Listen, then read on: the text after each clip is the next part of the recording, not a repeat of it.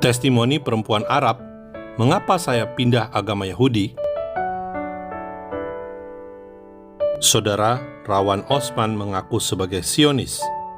Ia menjadi pendukung Israel di belantara dunia Arab.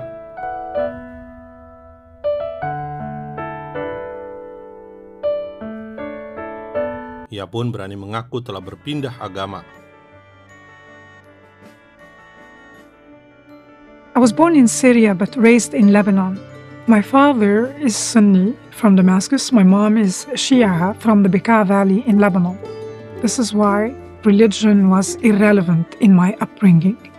At school, we were taught that Israelis are invaders, that they occupied Lebanese territory. And the only ones who dared defy them was the terrorist organization Hezbollah. Hezbollah were a political party. They had an armed wing, just like Hamas has an armed wing. And we perceived them as heroes because they had a righteous cause. They wanted to liberate southern Lebanon. When I was a child, we could sometimes, when we played with the antenna, receive a signal from an Israeli TV. We couldn't care less if it was biblical cartoon, if it was Hebrew. But if a grown-up walked into the room, they would freak out. So we associated Hebrew with the language of the enemy. We associated Hebrew with taboo. Politicians, famous journalists, news anchors, wise people, your parents, your teachers, everybody's telling you the Israelis, the Jews, the Zionists are our enemies. We had no interactions with Jews, none whatsoever. The first 18 years of my life I spent in Lebanon, but eventually I landed in France. So I landed in Strasbourg, and on the first day, I went across the street to a small grocery store. They were speaking a language I knew. It was Hebrew. When I turned and saw religious men with sideburns, dressed in white and black, big beards, I panicked. I dropped my stuff, crossed the street, ran up to the third floor, locked my bedroom door. I was sharing the same space with the enemy for the first time ever, and it was overwhelming. It was my first day in France, and I was going to spend at least a year there. And I realized nothing instigated a panic attack except what was inside my brain. Because in the Arab world, we have anti-normalization laws and policies, and it forbids the citizens of these countries from interacting with Israelis. And if you are found guilty of collaborating with a Zionist or an Israeli, the consequences can be severe.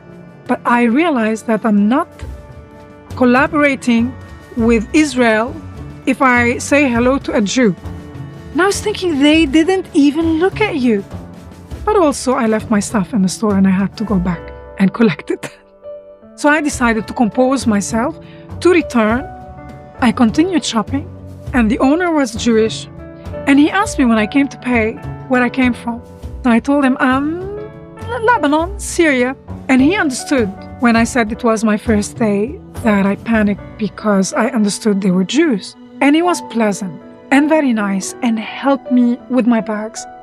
And I continued shopping there, and I realized years later that this man, although he didn't mean to, he converted me from an enemy to an ally through kindness. Every time I went there, I learned something new. I was thinking that they treated one another very nicely, that the children were well behaved, that they always took care of the elderly. And I used to think, they don't seem so bad. Maybe the ones living in France were friendly and the monsters lived in Israel. I wanted to know, why is the Jew my enemy? Why Israel became a country? What was their incentive to return to this underdeveloped corner of the world? And the more I learned, the more I became angry. Angry because tens of thousands of Arabs have lost their lives for no reason. These were all senseless wars. If only the Arabs accepted to share the land with the Jews, this could have been avoided. returned to the Middle East, I tried to speak to Arabs, and I thought it's easy to tell them we are brainwashed, to open their eyes. And people weren't interested. They didn't want to listen, including my family members. It became dangerous for me because I was speaking out. So I decided to move back to Europe, and I decided to go back to university to study Islam from a neutral European perspective. Studying Islamic studies helped me understand why is this political conflict becoming an eternal religious one. But I also wanted to understand what's the problem with the Jews. So I went to study Jewish studies, and I took a very basic class with a Swedish rabbi. I realized the world made sense to me.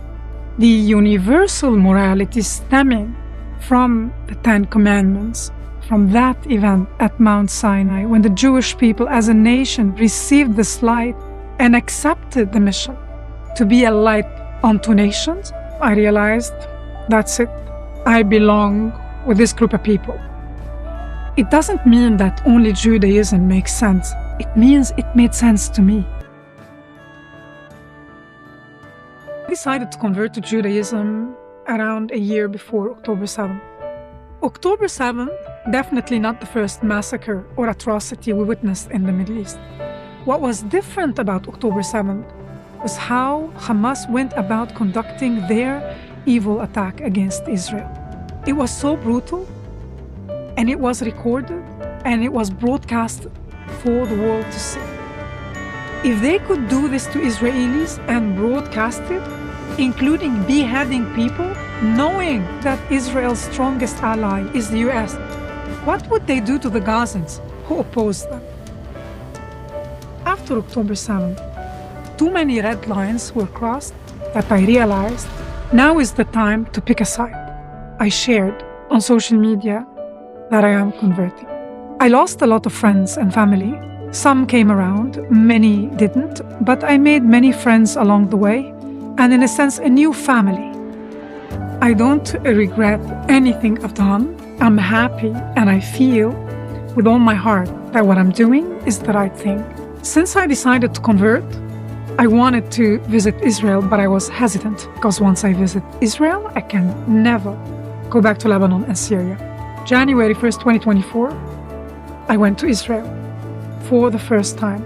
Now, after meeting thousands of Israelis, and I'm not exaggerating, I understood that 99% want peace with the neighboring countries. So many have roots there. So many have their ancestors' graves in the region. They just want peace. It took me a long time to dismantle this very complex narrative of lies that I grew up with. Any sane person should condemn Hamas and side with the Israelis. I would expect every government, even in Syria, in Lebanon, even Hamas, if they were decent people, they're supposed to protect their families, their children, their mothers, not sacrifice them. Why is the rest of the world confused? Due to intensive brainwashing. But in the West, it's because they don't know much about our history. They don't know what happens in Gaza, in the West Bank, how these groups treat their own people. The West doesn't understand the danger that radical Islam poses to Western civilization. And it's coming, and you're embracing it. You should know that by being silenced, intimidated, you are emboldening Hamas and terror organizations because they think they get away with it.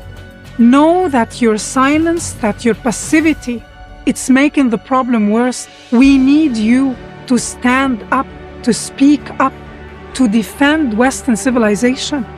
Stop apologizing. Sometimes we have to fight back for the sake of our children.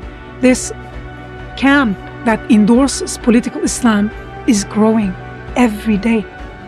It is time for moral clarity, and light, as it always does, will prevail.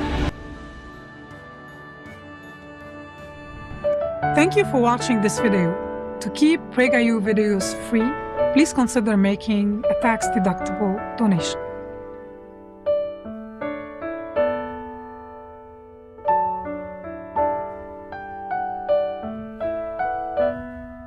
Damai dimulai dari diri sendiri.